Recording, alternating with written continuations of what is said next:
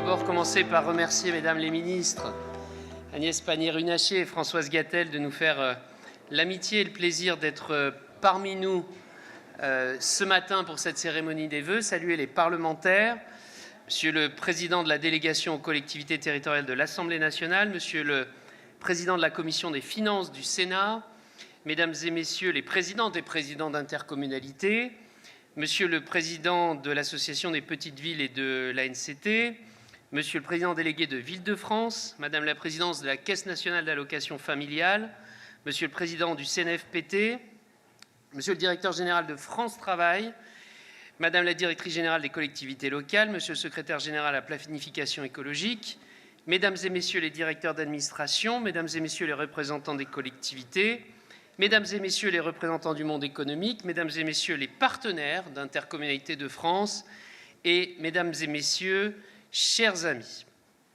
Vous comprendrez qu'avant de commencer mon propos, je voudrais avoir une pensée amicale, bien évidemment, pour nos collègues et pour la population de Mayotte qui, en cette fin d'année 2024, a traversé un épisode climatique catastrophique. J'avais eu l'occasion de me rendre au mois de mai de l'année d'avant sur ce territoire et effectivement on mesure au regard des difficultés qu'il rencontre à quel point cet épisode dont aujourd'hui nous mesurons toutes et tous les conséquences est un épisode dramatique. Je veux rappeler le nombre très important d'intercommunalités qui, dès qu'elles l'ont pu, lorsque leurs conseils communautaires se sont réunis, comme les conseils municipaux, comme les conseils départementaux, comme les conseils régionaux, ont voté des fonds de soutien et apporter des soutiens aux collectivités et aux populations touchées par ce drame terrible. Et bien évidemment, au début de ce propos, je voulais avoir une pensée pour nos amis élus mahorais. Et puis, je voudrais aussi remercier nos partenaires. Vous êtes nombreux, particulièrement la Caisse d'épargne, qui depuis 10 ans est le partenaire de cette journée finance ici. Je sais que ce matin, les débats ont été riches, nombreux et dans un climat où habituellement nous nous retrouvons alors que le projet de loi de finances est voté, ça ne manquait pas de piquant d'organiser une journée finance sur le projet de loi de finances en plein débat budgétaire et sans projet de loi de finances, mais sans doute les ministres nous en diront plus tout à l'heure. Je veux remercier les élus du bureau, particulièrement Virginie Luttrot et Sébastien Miosek, mes deux compères depuis maintenant quelques années à la tête de cette association, et chacune et chacun d'entre vous pour l'engagement que vous mettez à faire vivre notre association. Et puis, toute l'équipe de permanents, que je vous demande d'applaudir parce que c'est grâce à eux que nous pouvons nous réunir, et particulièrement notre nouvelle directrice générale, Élodie Jacquier-Laforge, qui est notre nouvelle directrice générale depuis le 1er novembre 2024. Mes remerciements parce que grâce à votre soutien, nous avons accompli beaucoup de choses l'année dernière, un très beau congrès au Havre notamment, mais je veux vous dire que nous allons continuer à être présents à vos côtés. J'espère que ça porte bonheur. À renforcer l'accompagnement de nos adhérents, à renforcer notre présence dans les territoires, dans les départements, dans les régions, et à renforcer notre action commune avec vous, membres du gouvernement, parlementaires, partenaires, toutes celles et tous ceux qui veulent œuvrer à un débat public raisonné et raisonnable. Parce que dans une époque où la passion, l'émotion et l'invective tentent de prendre le pas sur la discussion et la rationalité, je crois que les élus que nous sommes ont un rôle majeur à jouer. Les Français attendent de la stabilité, les entreprises de la visibilité, et nous pouvons en apporter à notre niveau. Dans un pays souvent paralysé par la division, nos intercommunalités incarnent une autre voie, celle de la coopération, du compromis et de l'efficacité. Et puisque, mesdames, messieurs, nous sommes au théâtre Mogador, permettez-moi de citer un grand auteur contemporain qui aura marqué toute la fin du XXe siècle. Je ne peux pas changer le passé, mais je peux choisir de ne pas fuir l'avenir. Simba. Ne fuyons donc pas l'avenir, retroussons-nous les manches, donnons-nous les capacités d'agir pour nos habitants et pour toutes les forces économiques et associatives de notre pays. Et vous allez l'entendre, les sujets ne manquent pas. Alors, comme c'est la journée finance, vous me permettrez quand même d'avoir un petit mot sur ce sujet. Mesdames les ministres et mesdames et messieurs les les parlementaires qui est au cœur de ce débat. Et nous sommes dans un théâtre, mais je crois que la comédie a assez duré. Il faut que la France se dote d'un budget. Nous en avons besoin. Nos collectivités locales et territoriales en ont besoin. Nous avons besoin de stabilité, de visibilité, parce que moi, ça ne m'amuse pas que le pays soit à l'arrêt depuis plus de 6 mois. Peut-être que certains, ça les amuse, mais moi, ça ne m'amuse pas.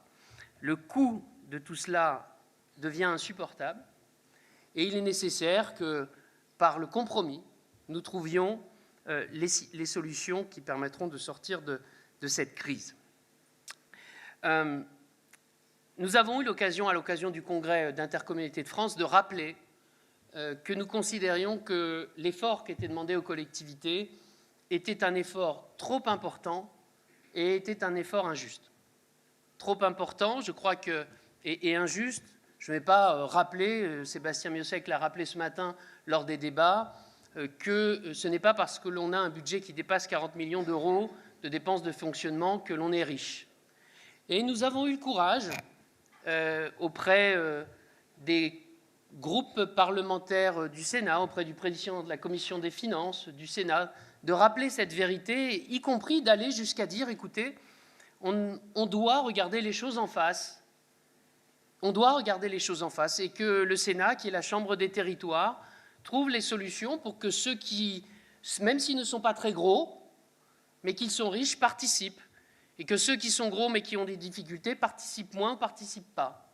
Et cette parole a été entendue, et je tiens ici, parce qu'il m'arrive rarement de remercier le Sénat, Françoise m'en fait parfois le reproche, je tiens ici à remercier la sagesse du Sénat qui a entendu notre propos. Je tiens à remercier aussi parce que, vous savez, il y a beaucoup de gens qui partaient dans des prévisions, tout ça. Mais la seule association à avoir fait la prévision de ce qu'aurait fait le PLF 2025 version 1, c'est Intercommunalité de France. C'est telle fois que, quand j'allais dans les autres congrès, j'étais très amusé de voir le logo de notre association sur les documents avec la liste des 450 collectivités impactées par les fameux 3 milliards de ponctions. Mais nous avons posé sur la table les éléments très très précis. Et aujourd'hui, je crois que nous arrivons à une copie qui peut être acceptable. Mais je ne crois pas, je n'y crois toujours pas, et je n'y croirai pas, à cette idée que l'argent va remonter et qu'il va redescendre. Ça n'existe pas, ça. On est peut-être ici dans l'univers magique de Disney, où tout est possible, mais ça n'existe pas. On nous a fait le coup avec le fonds d'attractivité des territoires sur la CVAE, il a disparu. Je ne crois pas que ça marchera. Nous avons une proposition très concrète et très simple, en plus. On passe notre temps à dire qu'il faut arrêter les usines à gaz. Bien.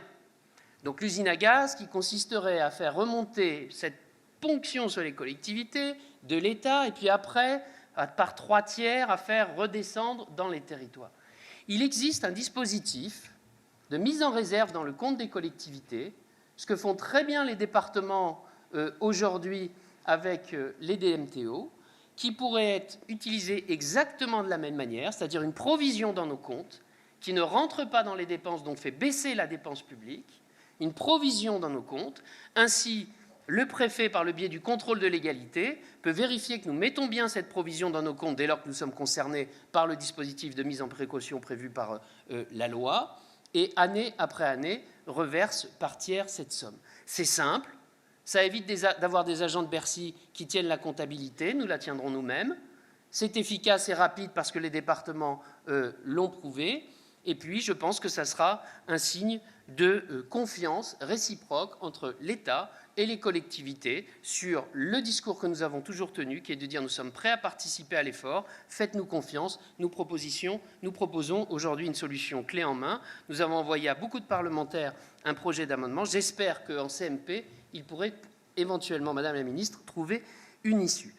Dans le cadre de ce projet de loi de finances, il reste quelques points aussi importants pour les collectivités. Je pense à nos EPT, par exemple, et le nécessaire répartition de la CFE entre la métropole et les EPT.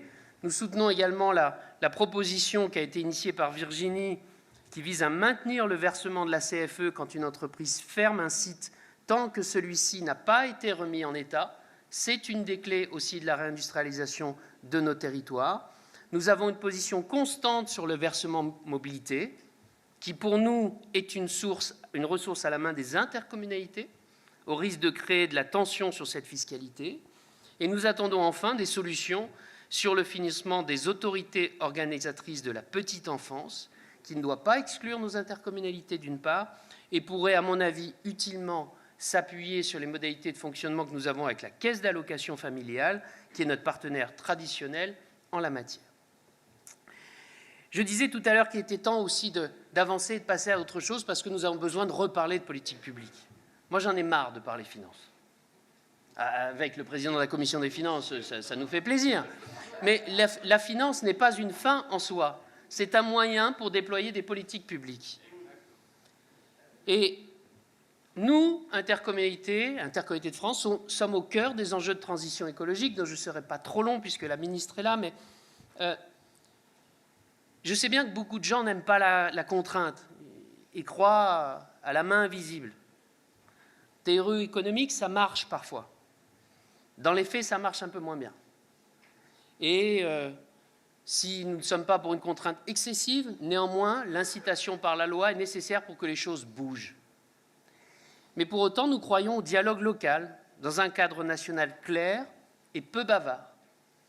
Je suis ravi de voir que quelques années après que cela eut été refusé, le principe de la convention de sobriété foncière sur le ZAN revienne sur le dessus de la pile. Je me souviens à une époque, cette proposition d'intercommunalité de France qui consistait à dire « faites confiance au territoire », par un dialogue État-territoire, la convention de sobriété foncière permettra de sortir du ZAN. Je me souviens qu'à une époque, on nous expliquait que c'était encore une idée un peu techno d'intercommunalité de France ou de la DCF à l'époque. Je suis content de voir que désormais, tout le monde fait consensus sur cette idée de convention de sobriété foncière. On doit garder des objectifs. Reporter tous les objectifs à 2050 ne me semble pas raisonnable. Peut-être que 2031 peut être décalé parce que les choses ont fait que le temps a passé. Mais un seul objectif à 2050 ne me semble pas très raisonnable. Et en tout cas, je vois une fois encore dans tout ce qui se passe un vrai encouragement à la mise en place de PLU intercommunaux qui sont la seule solution pour avoir un dialogue local constructif et d'avancer sur ces sujets.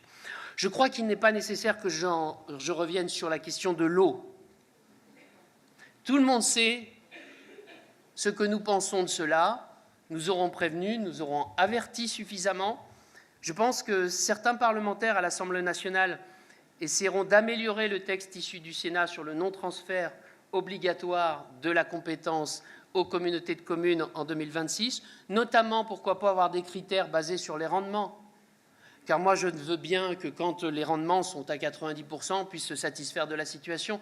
Mais quand ils sont à 40, à 30 ou à 20 ou à 10%, m'expliquer que tout va très bien et qu'il ne faut surtout pas basculer à l'intercommunalité, j'ai un peu plus de mal à l'entendre.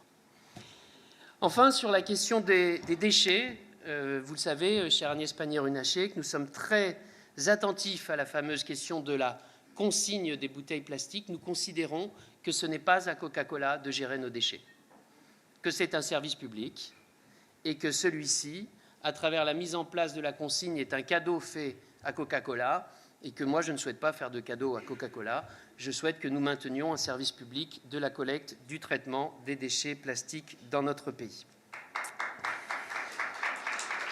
Le deuxième point, je voudrais vous dire aussi, sur lequel nous serons toujours extrêmement attentifs.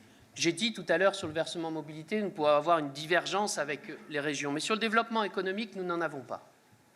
Nous avançons main dans la main, intercommunalité, région, intercommunalité de France, région de France, pour faire avancer la voie d'un développement économique territorial, territorialisé. Je pense qu'il faut nous confier plus de moyens pour avoir de vrais contrats de réussite économique, État, région, interco, à l'image d'ailleurs de ce qui s'est fait avec Territoire d'industrie. Et là, je voudrais m'élever contre la petite musique que j'entends en ce moment. Oui, en ce moment, je l'ai dit, depuis 6 mois, tout le monde a levé le crayon. Et donc, j'entends ici ou là des remises en question de la territorialisation de la politique de réindustrialisation qui était chère Agnès. J'ai entendu ici des critiques sur territoire d'industrie, maintenant un autre article sur les sites industriels clés en main, et pourtant nous le savons bien tous les deux, qui sont le seul moyen pour régler les problèmes administratifs, les problèmes de complexité d'implantation dans notre pays, c'est d'avoir des vrais sites industriels clés en main. Je le dis à tous ceux qui pensent encore que le développement économique et industriel de notre pays vivrait encore à l'époque pompidolienne, où on appuyait sur un bouton depuis le ministère de l'économie et où les choses se passaient jusqu'en bas en toute simplicité. Il s'est passé un peu de temps. Les choses ont changé. Et les acteurs de territoire que nous sommes ont la confiance des chefs d'entreprise, pour peu que nous créions les liens nécessaires pour cela. Et aujourd'hui, on ne réussira pas la réindustrialisation du pays, le développement économique de nos territoires, la création de valeur et la création de richesses qui sont des gages d'espoir pour nos concitoyens sans territorialisation et sans appui réel sur les intercommunalités et sur les régions pour réussir le développement économique et industriel de notre pays. Je souligne d'ailleurs que c'est la même ligne qui habite un peu le projet France Travail. Je veux d'ailleurs saluer la reconnaissance par Thibaut Guilly de la pertinence de la maille intercommunale pour travailler sur les questions d'emploi qui sont au cœur, effectivement, aujourd'hui de la réussite économique de nos territoires, qu'on voit bien que l'enjeu des compétences, aujourd'hui, est celui qui doit accompagner un développement économique et notamment industriel plus pérenne partout dans notre pays. Puis, dernier petit point en matière de politique publique, je veux rappeler que l'intercommunalité, c'est plus de services publics dans les territoires ruraux. Et qu'affaiblir l'intercommunalité, ça sera demain moins de services publics dans les territoires ruraux, notamment quand vous avez un pays dans lequel 75% des communes font moins de 1000 habitants. Et quand vous êtes un pays qui aujourd'hui dit qu'il faut réduire la voilure, réduire la dépense, croire que ce n'est pas par la voie de la mutualisation qu'il y aura plus de crèches, plus de transports, plus d'équipements sportifs, plus des équipements culturels, plus d'écoles mieux équipées, tout cela n'a aucun sens et c'est la voie que nous continuerons à porter pendant les mois et pendant l'année qui vient en 2025. Alors 2025, ça sera aussi l'année de préparation des échéances municipales et intercommunales. Car n'oublions pas que depuis 2014, nous avons des élections municipales et communautaires. Et que cela précédera le grand rendez-vous démocratique de 2027. Moi, je voudrais nous appeler à être vigilants à notre démocratie, à nos élus locaux, à nos fonctionnaires territoriaux, à la qualité du débat public que nous pouvons avoir. Et vous savez très bien qu'ici, nous y avons toujours été attentifs. Et que d'ici 2026, nous avons besoin de visibilité sur un certain nombre de questions. Je sais, chère Françoise, que tu es très attentive à faire avancer la question du statut de l'élu. C'est un sujet, Madame la Ministre, que vous avez porté, alors un coup je dis tu, un coup je dis vous, que vous avez porté lorsque vous étiez au Sénat et que vous continuez à porter. Vous êtes exprimé d'ailleurs dans la presse, je crois, hier encore, sur ce sujet. J'espère qu'un calendrier parlementaire opportun arrivera, mais vous nous en direz sans doute quelques mots. Je crois qu'aujourd'hui, il y a consensus sur l'extension du scrutin de liste dès le premier habitant, qui a deux vertus. La première, c'est de faire entrer la parité partout. Pour moi, il n'y a aucune raison que la parité commence aux communes de plus de 1000 habitants. Aucune raison. Nous sommes en 2025. Il est temps d'arrêter avec ces lubies que dès lors qu'on est à 980 habitants, on n'arrivera pas à trouver des femmes pour faire un conseil municipal. La réalité, c'est que parfois, on ne trouve pas assez d'hommes. Donc, changeons un peu la vision des choses. Il est temps d'avancer. Le deuxième point aussi, c'est que ça clarifiera le débat sur l'élection municipale et communautaire en instituant le fléchage partout et en faisant entrer le débat communautaire partout. Ça sera aussi une avancée dans la transparence que nous devons à nos concitoyens dans le cadre de ces débats. Et puis le troisième point, dans la perspective de la clarté des débats de 2026, il faut qu'on trouve un véhicule pour transcrire l'accord de la conférence des employeurs territoriaux sur la protection sociale complémentaire de nos agents, car aujourd'hui nous sommes dans un vide juridique qui ne facilite pas la mise en place de cet accord de protection sociale complémentaire. Et d'ici là, je voudrais nous appeler et revenir peut-être un peu plus de sérénité dans les débats. Et je crois qu'il faut qu'on partage des constats lucides. Le premier, c'est que la situation parlementaire étant éclatée, on peut aussi en faire une opportunité d'avoir peut-être moins de lois et surtout des lois moins bavardes. Je sais, chère Françoise, que nous partageons cette idée que seules des lois moins bavardes laisseront de la latitude à des possibilités d'adaptation aux réalités locales. Plus la loi parle, moins on peut parler derrière d'adaptation aux réalités locales, c'est une évidence. C'est le premier constat. Le deuxième constat, c'est que nous devons avoir l'honnêteté de dire que sans majorité et sans mandat clair de la part de nos concitoyens, il est extrêmement difficile d'avancer dans la voie de vraies réformes en profondeur. Le troisième constat, c'est que seules les réformes de profondeur permettent de faire de vraies économies pérennes. Le reste, ce sont des coups de rabot, et vous savez très bien comment ça se passe, un coup de rabot, vous en donnez un coup, et 3 ou 4 ans plus tard, vous devez redonner un coup. Les réformes permettent de faire des économies pérennes.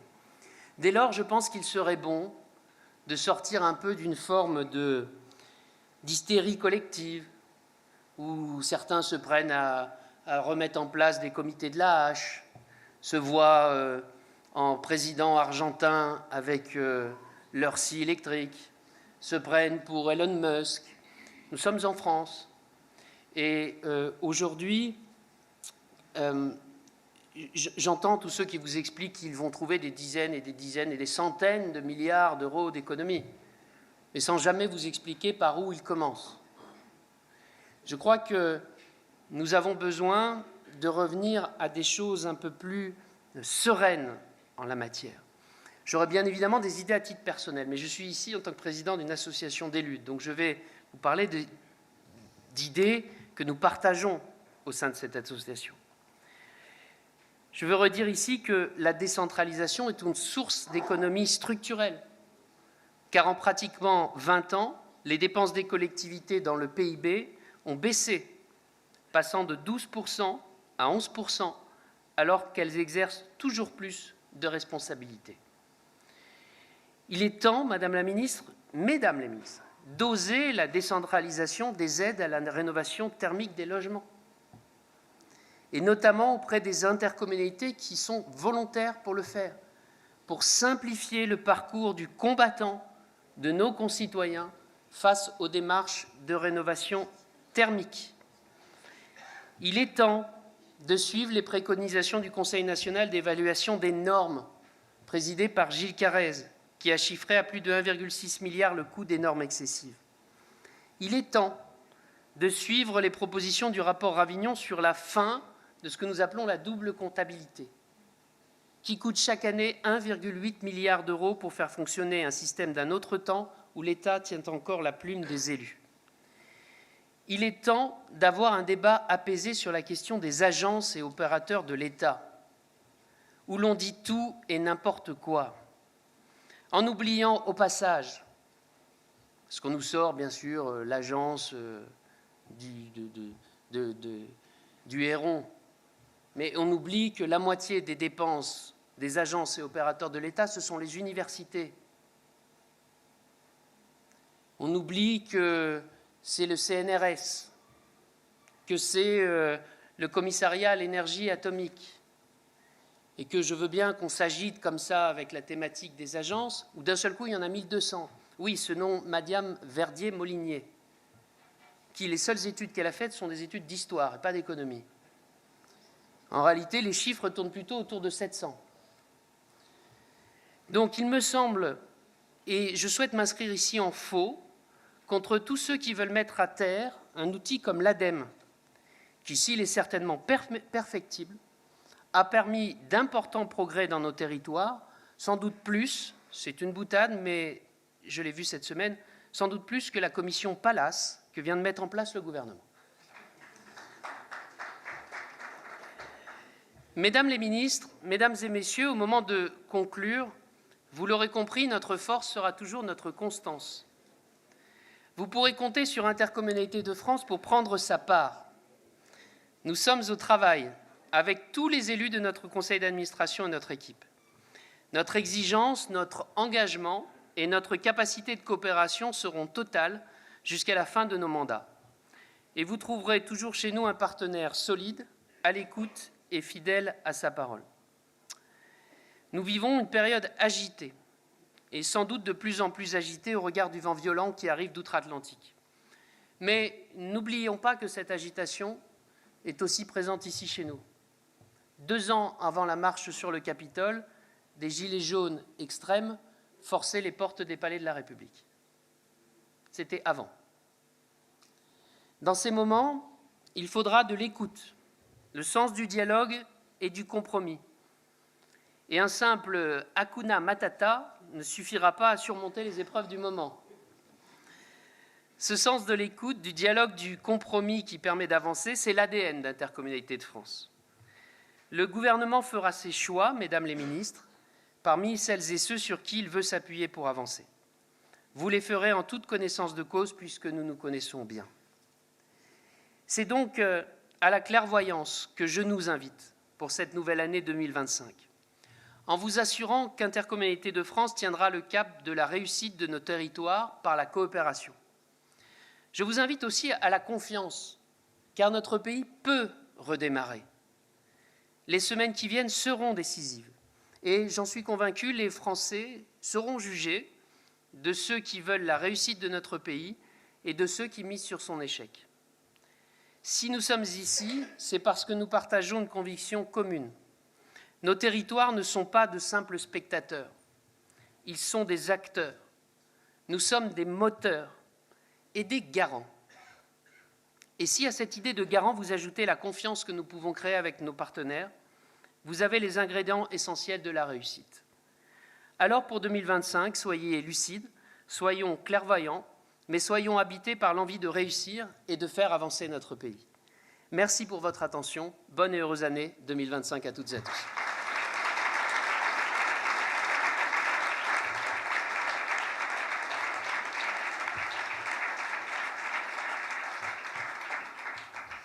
Vous êtes éblouissant.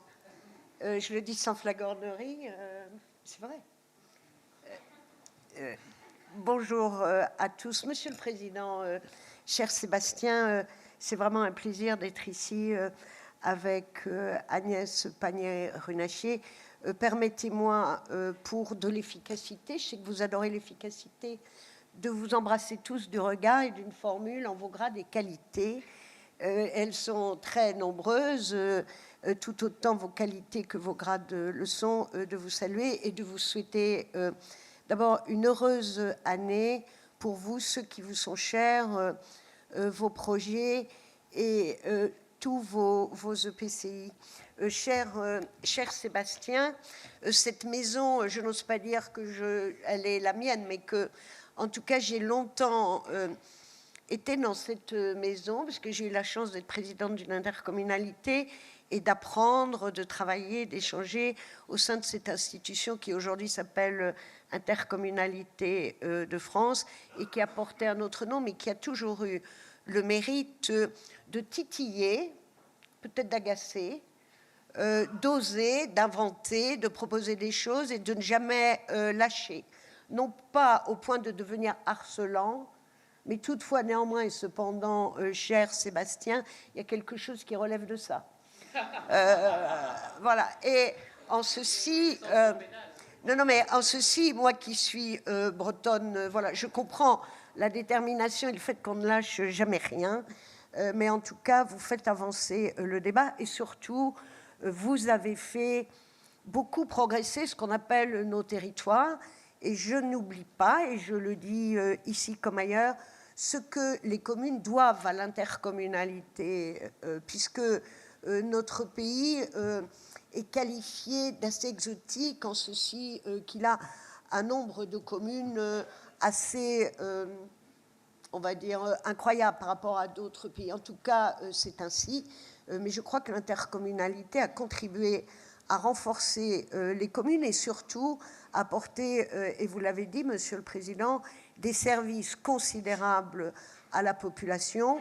Je pense à la performance économique qui s'est installée avec un vrai savoir-faire, mais je pense aussi à des services à la population et notamment à la petite enfance, et particulièrement en ruralité, vous avez su inventer des solutions innovantes, très modernes et extrêmement judicieuses. Il en est de même notamment pour les mobilités. Alors, j'avais tout un propos, je vais sans doute l'adapter. Alors, je vais quand même parler un peu argent, parce que c'est un peu dans l'air du temps. Voilà, je salue avec beaucoup de respect, et je suis très impressionnée, Monsieur le Président de la Commission des finances, parce qu'on les amène à redoubler, voilà, et à reprendre une copie, c'est ainsi. En tout cas, je crois, Monsieur le Président, que j'emprunterai un mot à un acteur qui est Michel Blanc, en disant « il est temps de conclure ». Mais vraiment, parce que je sais, vous savez, nous savons, ils savent tous, et je pense aux entreprises, à tous les acteurs, que notre pays ne peut pas tenir sur cette instabilité qui nous guette, qui ne fait qu'aggraver la dette financière et qui nous plonge dans une nervosité, y compris chez nos concitoyens. Pendant la période des vœux, on l'a tous vu. En gros, on nous dit « assez, ça suffit ». Maintenant, voilà, vous mettez au travail, nous disent-ils, et on avance. Et que, en ceci, je pense, et tu l'as dit, Sébastien, que le niveau national ferait bien de s'inspirer de la culture territoriale, puisque notamment dans les intercos, on sait travailler ensemble, au-delà des différences à la fois politiques, mais au-delà aussi des catégories de communes et de collectivités. Donc je souhaite que nous puissions conclure effectivement, et pour répondre à quelques éléments très précis que tu as évoqués, je citerai ceux dont nous sommes sûrs. C'est-à-dire qu'aujourd'hui, la contribution qui va être demandée aux collectivités a quand même subi une progression considérable, en ce sens qu'elle s'améliore, puisque nous passons de 5 milliards à 2 milliards et quelques.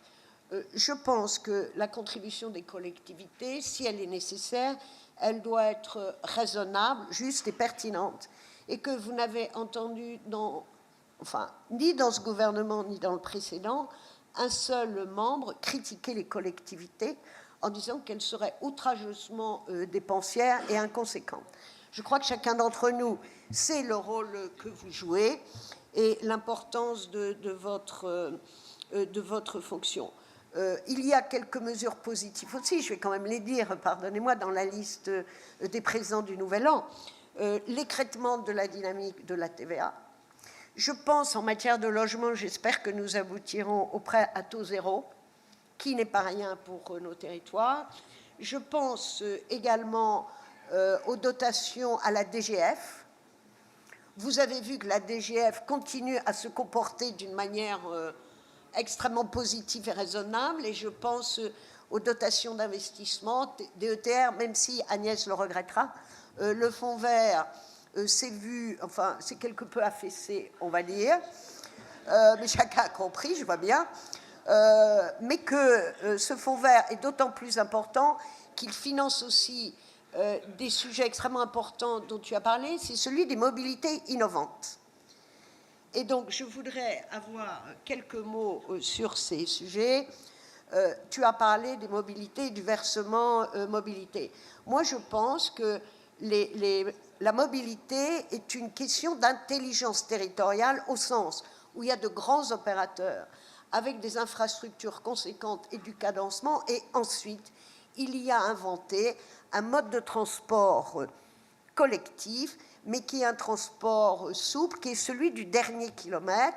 Et je crois qu'en complémentarité des régions, les intercos, y compris les plus petites, ont leur rôle à jouer. Et que moi, j'invite à beaucoup de réciprocité entre la capacité des grosses intercos à fournir une solution en transport et ce que j'appelle leur arrière-pays, et les intercos de cet arrière-pays qui souvent accueillent comme habitants des personnes qui travaillent à la métropole et qui fournissent aussi à la métropole un certain nombre de services. Donc pratiquons l'intelligence territoriale jusqu'au bout. Enfin, donc je pense qu'on va bientôt connaître l'état des choses de manière précise, je le souhaite. Comme toi, moi j'en appelle à la responsabilité de chacun. Il y a le temps de la démocratie. où on débat des idées, on fait des choix législatifs, présidentiels. Il y a ce temps où la France doit continuer à tourner. Aujourd'hui, le pays tourne au niveau local grâce aux intercommunalités, grâce aux communes.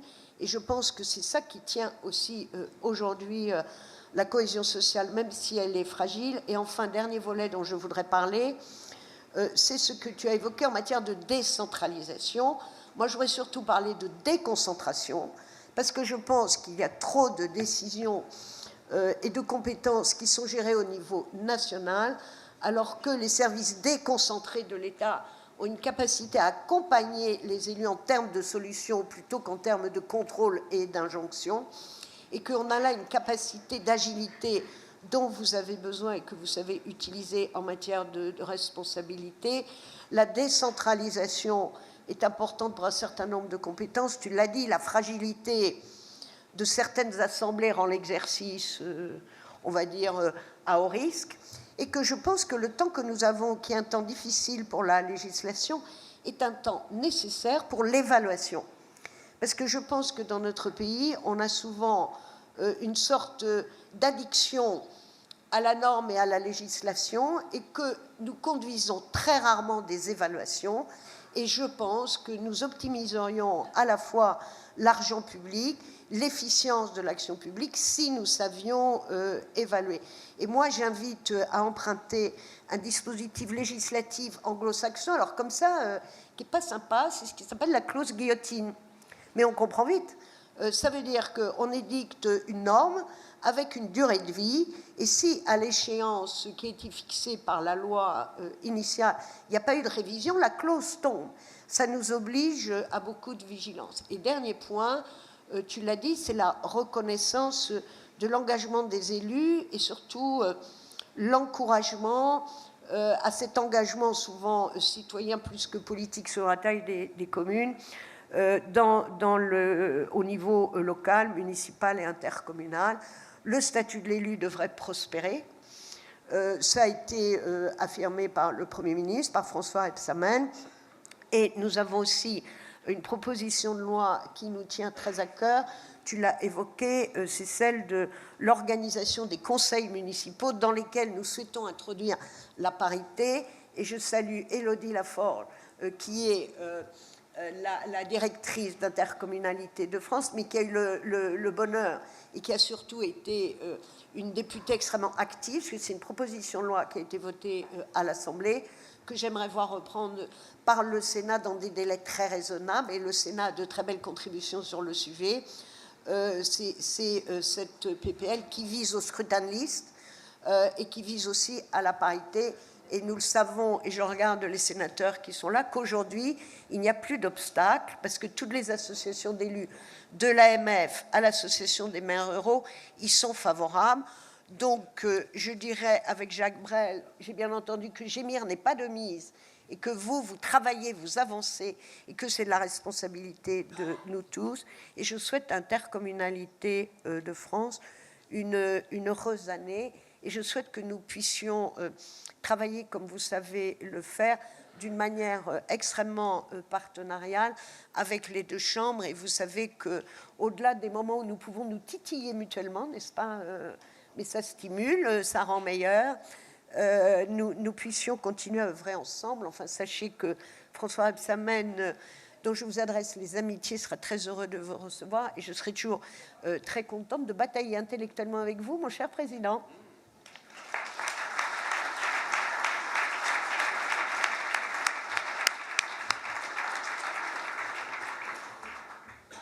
Je confirme qu'effectivement, nous sommes illuminés. Je ne sais pas ce qu'il faut en tirer comme conclusion. Donc, Monsieur le Président, tu m'avais promis de rencontrer Pumba. Je suis un peu déçue. Dans les loges. Ah, j'adore. Madame la Ministre, Mesdames et Messieurs les parlementaires, je les salue parce qu'on a passé un petit bout de soirée et de nuit avec certains pour l'examen. Malheureusement, ce n'était que pour l'examen du budget. Je le regrette. On aurait pu faire un bon gueuleton, enfin autre chose. Je voudrais prendre cette occasion pour vous parler peut-être d'un certain nombre de sujets par rapport à ce que tu as dit, cher Sébastien, en creux, c'est-à-dire peut-être le moment se prête à un certain nombre de caricatures, et il se prête à un certain nombre de caricatures sur l'écologie. Et moi, je voudrais vous partager une conviction, c'est que l'écologie est en train de devenir un enjeu majeur de puissance et de souveraineté des États. Je le dis parce que ce n'est pas un hasard si on a collé la ministre de l'Industrie à la ministre de la Transition écologique. Ce n'est pas un hasard parce que derrière l'enjeu de l'écologie, vous avez en fait l'accès à des ressources rares pour lesquelles la guerre est déjà déclarée. Qu'il s'agisse de l'énergie, qu'il s'agisse de l'eau, qu'il s'agisse des matières premières métalliques, qu'il s'agisse d'autres ressources alimentaires, la guerre est déclarée. La guerre industrielle est également déclarée. Il ne vous aura pas échappé que la Chine a bien compris que derrière la transition écologique et énergétique, il y a des marchés, il y a des emplois, il y a des usines. Et d'ailleurs, elle mène de manière déterminée un plan qui lui permet aujourd'hui, suivant les filières, d'avoir entre 50 et 80% de part de marché mondiale sur des filières dont on sait que d'ici 30 à 50 ans, elles seront toujours là. On ne peut pas en dire autant de toutes les filières sur lesquelles nous sommes positionnés aujourd'hui. Je le partage parce qu'on a tendance à mettre l'écologie du côté de la sauvegarde des dauphins et des papillons. C'est très important. Mais ce n'est pas de ça qu'il est question aujourd'hui. Et si vous avez suivi attentivement ce qui s'est passé hier lors de l'arrivée au pouvoir du nouveau président des États-Unis, vous comprendrez bien que l'Europe ne peut pas rester sans réponse et sans être déterminée par rapport à ce sujet. On parle aussi d'immigration économique. Je suis certaine que tous ceux qui veulent contrôler les frontières seront ravis d'apprendre l'ampleur que pourrait prendre dans les années qui viennent l'immigration climatique. On parle ici de pouvoir d'achat. Je pense pouvoir faire un lien assez précis entre la dégradation du pouvoir d'achat de nos compatriotes, mais aussi dans d'autres pays, et l'augmentation du coût de l'alimentation, parce que quand l'huile d'olive bondit de 25% à cause d'incendies et de difficultés en Espagne, c'est une conséquence du dérèglement climatique. Lorsque le café, le chocolat voient leur prix bondir, ça n'a rien à voir avec les normes environnementales européennes. Vous imaginez bien que nous avons assez peu d'impact sur la production du café ou du chocolat. Néanmoins, c'est la résultante du dérèglement climatique. Je veux vous parler aussi d'assurance. Beaucoup d'entre vous dans cette pièce commencent à avoir une petite inquiétude sur leur capacité à assurer des bâtiments publics, à avoir des habitants qui ne sont plus en situation, moi j'ai été récemment élue dans le Pas-de-Calais, d'assurer des maisons, où ils voient leur franchise d'assurance ou leur prime d'assurance monter au plafond. Tous ces sujets, ils sont devant nous, ils sont très concrets, ils ne parlent pas que de papillons et de dauphins, et il nous appartient de les prendre en main, et de les prendre en main sans populisme et sans discours simpliste. Et c'est pour ça que je te remercie d'avoir dit un mot de l'ADEME, mais on pourrait en dire autant d'autres opérateurs qui ont fait la démonstration de leur utilité, ont certainement des progrès à faire, comme nous tous, comme tout le monde, mais sont néanmoins indispensables si on veut effectivement adresser la réalité des sujets qui sont devant nous. Je vais également vous dire, par rapport à ça, que bien sûr qu'il faut réfléchir à nos normes. Je suis la première victime de nos normes. Lorsque je veux accélérer les énergies renouvelables, mes propres procédures en tant que ministre de la Transition écologique ralentissent mes projets de déploiement de renouvelables. Lorsque je veux accélérer les travaux pour adapter les territoires au changement climatique, lorsque le préfet du Pas-de-Calais, les élus du Pas-de-Calais bataillent pour ici remonter une digue, là curer un fossé, à un troisième endroit créer des mesures de protection des populations, ils bataillent avec la réglementation environnementale. Donc tout ça est très concret et appelle des réponses directes. Mais ces réponses, elles existent. On en a fait la preuve sur les inondations, on en a fait la preuve dans la préparation des Jeux Olympiques, de même que les réponses plus profondes pour baisser nos émissions de gaz à effet de serre ou pour lutter contre l'effondrement de la biodiversité, elles existent. Et c'est ça d'ailleurs ma source d'espérance aujourd'hui. C'est de voir tout le chemin qu'on a accompli en très peu de temps. Juste vous redire, parce que le chiffre fait plaisir, que l'Europe a baissé ses émissions de gaz à effet de serre de 37% ces dernières années. C'est pour ça que 50%, ce n'est pas inatteignable. Juste dire que la France, aujourd'hui, elle est à l'heure de ses engagements en termes de baisse des émissions de gaz à effet de serre. Moins 30% parce qu'on partait de plus bas, ce qui était plutôt une bonne nouvelle. Et nous sommes aujourd'hui à l'heure. Alors, ce qui est devant nous est difficile. Nous avons ralenti dans les derniers mois, probablement en lien avec ces incertitudes que nous traversons.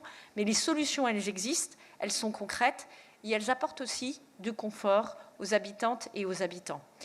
Et au fond, aujourd'hui, ma principale source d'espérance, c'est les vœux auxquels j'assiste en tant qu'élu d'un territoire, dans des mairies de taille, dans des communes de taille très diverses, on va dire entre la ville-centre qui doit être de 50 000 habitants environ et des communes qui vont de 200 à 6 000 habitants. Je n'ai pas un maire, je n'ai pas un président d'Interco qui ne me parle pas, parce que c'est l'heure du bilan, des projets qu'il est en train de déployer, ici pour renaturer une zone, là pour rénover un bâtiment public thermiquement, à un troisième endroit pour mettre de l'éclairage LED, à un quatrième endroit pour désimperméabiliser la cour d'école.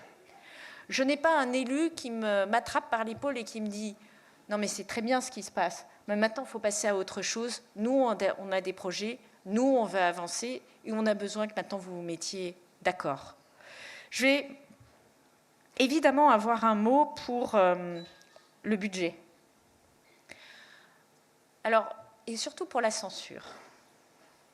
Tout le monde a compris qu'on avait une situation de finances publiques délicate. Je pense que je ne vous apprends rien, sauf si vous avez passé les dernières semaines sur Mars. Par contre, on n'a peut-être pas bien pris la mesure de la censure. Hier, j'ai passé ce qu'on appelle l'amendement rabot des 10/12e, parce que je suis dans un ministre qui a des dépenses d'intervention, des dépenses qui visent à soutenir et préparer l'avenir en investissement dans de nouveaux projets.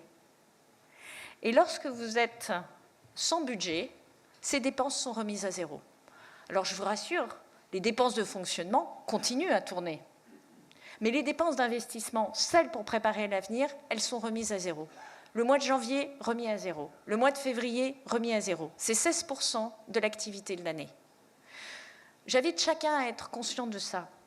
La censure a un coût, il est important, et il crée en plus de la défiance de la part d'un certain nombre de nos partenaires, et je pense évidemment aux entreprises, celles qui vivent en France, celles qui ont construit leur activité en France et qui se trouvent confrontées à une concurrence compliquée, et celles qui auraient aimé investir en France, mais qui se disent qu'il est urgent d'attendre, et on voit tout ça sur nos territoires.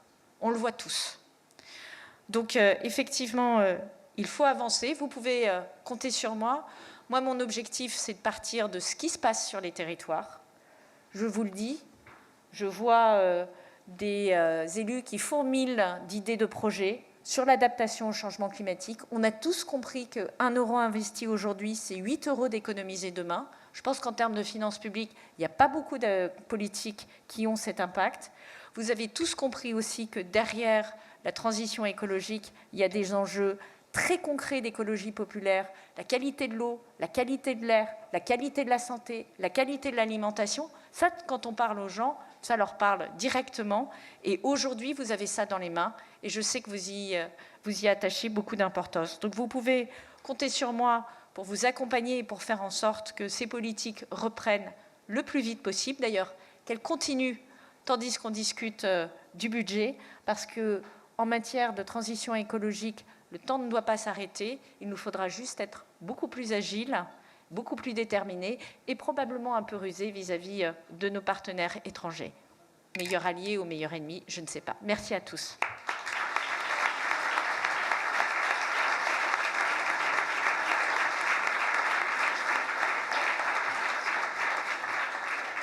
Merci, mesdames les ministres. Alors, je vais maintenant nous inviter à nous retrouver tous ensemble pour partager un petit moment. Je crois qu'Agnès Pannier a peut-être la nécessité de filer. Françoise, tu as un petit peu de temps avec nous ?